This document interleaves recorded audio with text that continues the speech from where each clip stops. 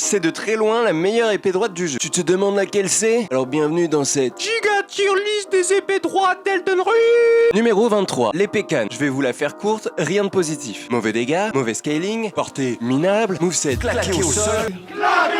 C'est littéralement une béquille, poubelle tir, on part sur un dé. Numéro 22, l'épée droite usée. Là, on touche le fond. Alors oui, elle a des dégâts perçants sur l'attaque chargée. Mais sinon, dégâts éclatés, portée de canif, et faut la farmer comme si t'étais pas déjà en train de galérer. La jouer, c'est clairement se mettre à handicap, un dé bien mérité. Numéro 21, l'épée de cristal. Encore une déception. En cristal, elle brille, elle est jolie, mais c'est tout. Mauvais dégâts, mauvais scaling, et en plus, la cendre est non modifiable. C'est une coquille vide avec des paillettes.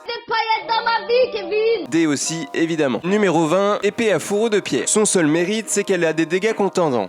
Et encore, c'est plus un concept qu'un vrai argument parce qu'elle a les dégâts les plus faibles de toutes les épées droites. Elle est juste là pour être transformée en une autre épée plus tard, genre une pré-évolution. Logiquement, c'est un dé. Numéro 19, l'épée de pierre d'éclat de Lazuli. Elle a une attaque chargée qui sert aussi de blocage. C'est original, mais l'animation est ultra lente et tu prends quand même des dégâts. Et sinon, dégâts, portée, scaling, c'est pas ouf. On va classer ça en dé aussi. Numéro 18, l'épée de chevalier de Caria. Ouais, la cendre est sympa, mais elle est pas unique et t'as 0 scaling, 0 dégâts. Tu ferais mieux de foutre cette même cendre sur une autre épée, t'aurais de meilleurs résultats. Encore un dé et c'est pas volé. Numéro 17, l'épée de Sainte Trina. Son délire, c'est le sommeil. C'est marrant au début jusqu'à ce que tu réalises que la moitié des ennemis sont immunisés ou résistants. Hello, motherfucker! Et en dehors de ça, les dégâts sont nuls, le scaling aussi. Elle endort, mais c'est elle le cauchemar. Je lui mets quand même un C. Numéro 16, l'épée de velours de Sainte Trina. Petit upgrade de l'autre.